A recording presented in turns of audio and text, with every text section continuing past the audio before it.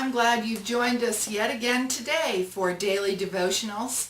Today is October the 3rd, and the scriptures that we're going to be looking at today, if you're reading through the Bible with us, are both in the Old and the New Testaments. Again, we have two readings in the Old Testament like we did yesterday. This time it is in the book of Ezra, chapters 5 and 6, and Psalm 138. And in the New Testament, we're going to be looking at Luke chapter 16. And I've taken the focus verse for today from Luke chapter 16, and it's verse 13. If you had to describe the role that money plays in your life, how would you describe that? What are some of the words that you would use? Do you consider it security? Is the way that your bank account is going is the way you measure your success? Do you see it as an end in itself that you just gather it, or is it a tool that you use for something?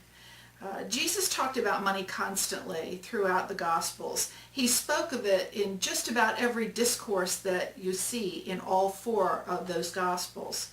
Today we're going to take a look at one aspect of God's view of money as spoken by Jesus. But first, let's pray.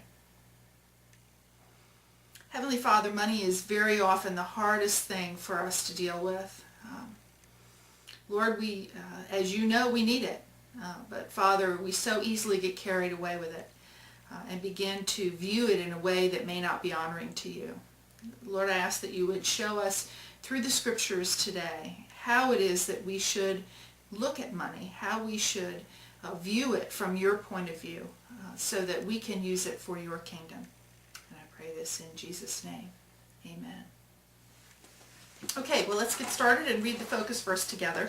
And again, that's Luke chapter 16, and we're looking at verse 13. And here's what it says. No servant can serve two masters. Either he will hate the one and love the other, or he will be devoted to the one and despise the other. You cannot serve both God and money. I think anyone who has been around the church for a while has probably heard this focus verse. In fact, it's a very good verse to memorize.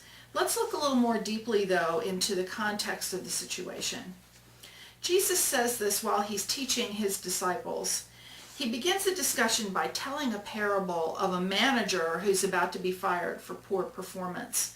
Realizing he's in deep trouble, the manager, who's been managing his boss's finances, cuts some deals with people who owe the boss money. As a result, the manager is commended for his shrewdness in using money as a way to make friends who could later help him. Jesus then goes on to say that children of the light, and that would be us, are often not as shrewd as worldly people about dealing with others. And then he makes several additional statements about acting in a trustworthy manner with the assets of others. Toward the end of the teaching, he makes this statement that's our focus verse for today. You know, this section of scripture can be kind of confusing, and it's very rich in meaning. You'll find that not everybody agrees on how to take those key points into our lives personally. But I would like to offer a couple of important principles that you can take with you today coming from this. First, just like today, people at that point in time had an emotional attachment to money. It's true that money was then and is now the currency that's used by most people on earth in exchange for satisfaction of basic needs, such as food and shelter.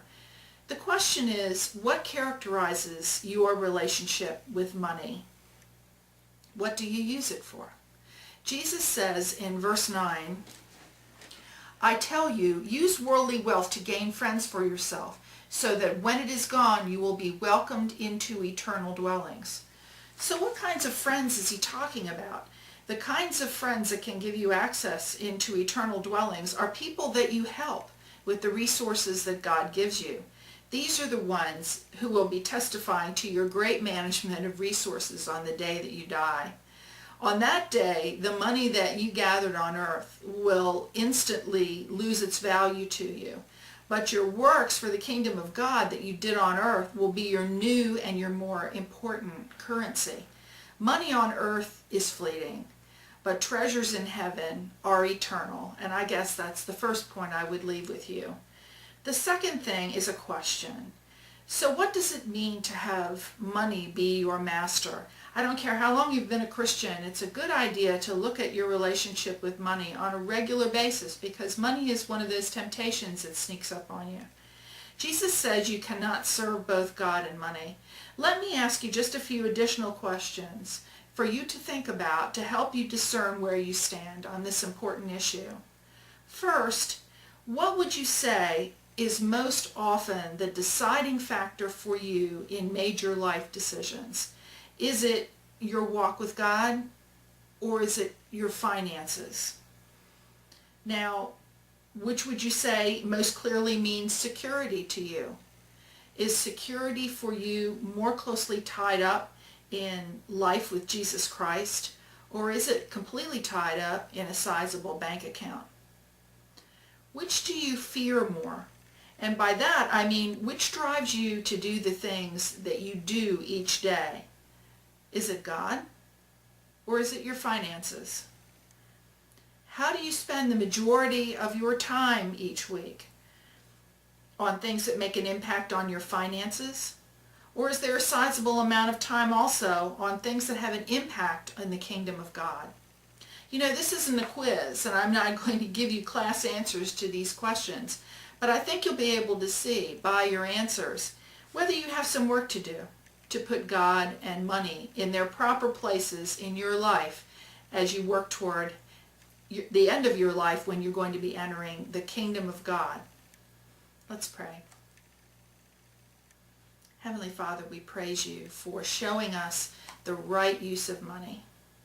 Lord God, I pray that each person listening would be able to look honestly and deeply at the way that they view money, and would be able to make good and wise decisions using your criteria and not worldly criteria. Father God, we all have a lot to learn about money, and I pray that you will meet each of us at the point where we are and teach us how to properly use our finances. And I pray this in Jesus' name. Amen.